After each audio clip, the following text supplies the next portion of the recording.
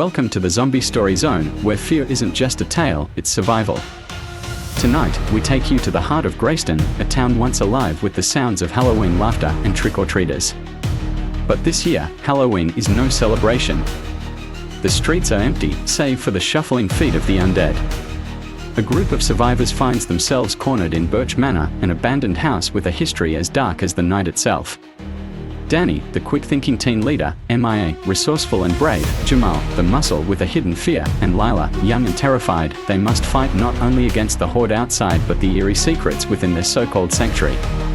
As the night deepens and the howls of the undead close in, the group stumbles upon something even more dangerous than they could have imagined, an ancient power hidden in the basement, wrapped in the whispers of forgotten curses.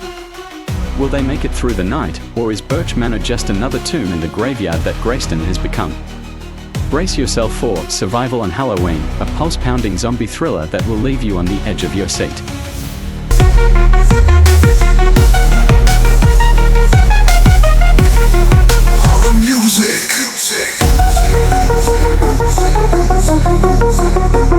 The first cold gust of autumn wind howled as the sun set on the small town of Greystone. The streets, once vibrant with the laughter of children and the warm glow of porch lights, now lay shrouded in a sinister silence. What had once been a night of playful fright had turned into a struggle for survival. Danny, a wiry 17-year-old with unkempt hair and a torn leather jacket, pushed his back against the heavy wooden door of the old Birch Manor. He glanced around at his friends with wide, frantic eyes. "Help me hold this," he yelled. MIA, a sharp-eyed girl with curly hair and a steely determination, darted across the room, her hands finding their place beside Danny's as they pressed against the groaning door. The others scrambled to move furniture, a dusty, moth-eaten couch, an antique cabinet, and chairs that creaked in protest, to form a makeshift barricade. Outside, guttural moans resonated through the town as the zombies shuffled closer, their decaying limbs dragging across the cobblestones. Their eyes, empty and clouded, glistened with a hunger that was impossible to satiate. "Are we all here?" Danny gasped, his breath coming in quick puffs. The haunted house had been their only refuge, a last-ditch effort after the grocery store they'd holed up in had been overrun. "Almost," came the reply from Jamal, a tall, broad-shouldered athlete who still wore his blood-stained football jersey.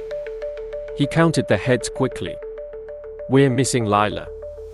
Mia's face paled. "What? No? She was right behind us."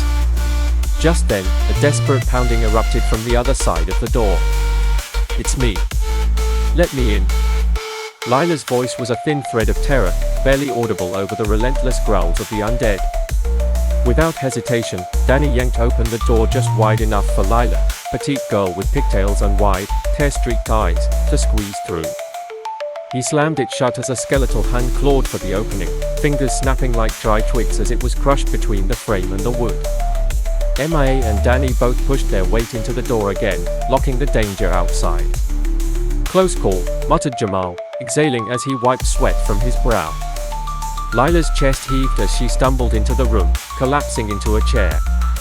They were everywhere," she whispered, hugging herself tightly. "I thought I wasn't going to make it." The interior of Birch Manor was no better than its exterior. Cobwebs draped across ornate chandeliers, and portraits with eyes that seemed to follow their every move lined the walls. A grandfather clock stood sentinel in the corner, its pendulum swaying silently, time itself mocking their desperation. Jamal strode over to the window, peering through a crack in the warped wooden shutters. Shadows shifted beneath the pale moonlight.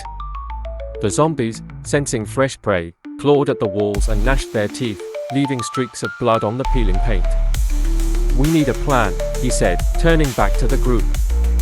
His voice, normally deep and commanding, was tinged with an edge of fear. "This house isn't going to hold them forever."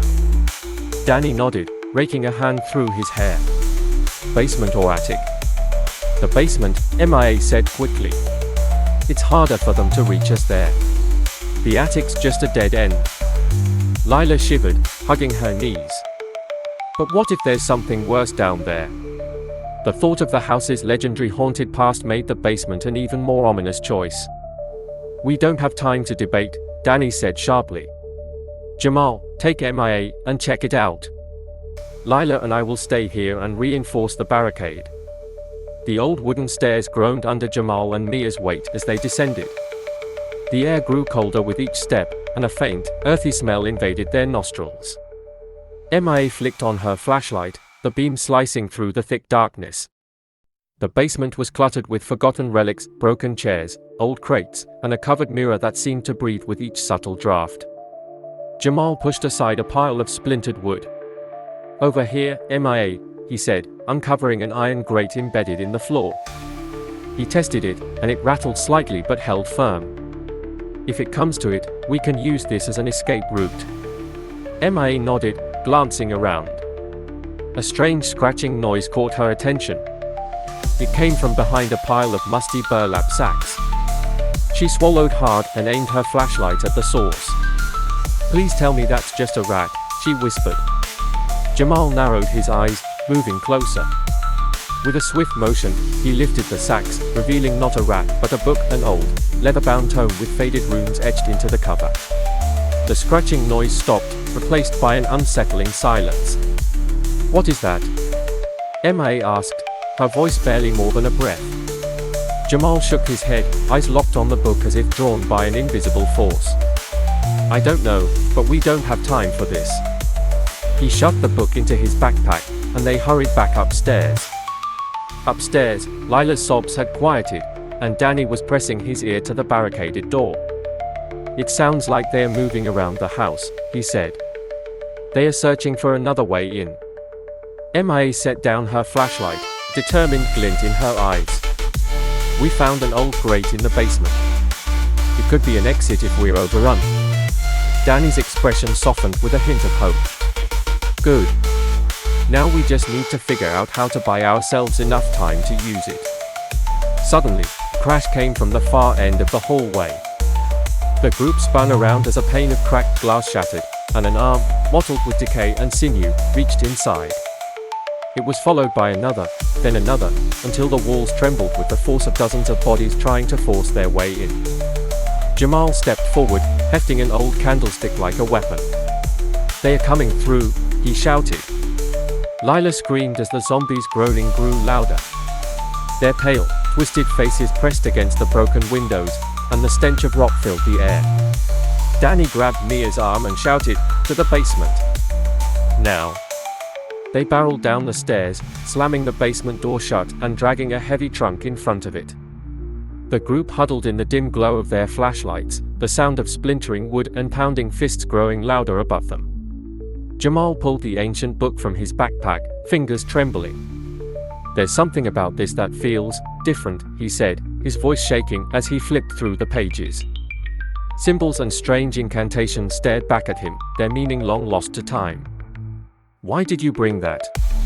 Lila cried, her eyes darting around the room as if expecting the walls themselves to come alive. "Wait," Mia said, pointing at a symbol on one of the pages. That's a protection ward. My grandma used to tell me stories about symbols like that. If we can figure out how to use it, maybe it can keep them out." Danny clenched his jaw. "Do it. Whatever it takes." Mia and Jamal worked frantically, drawing the symbol on the floor with a piece of chalk found among the basement debris.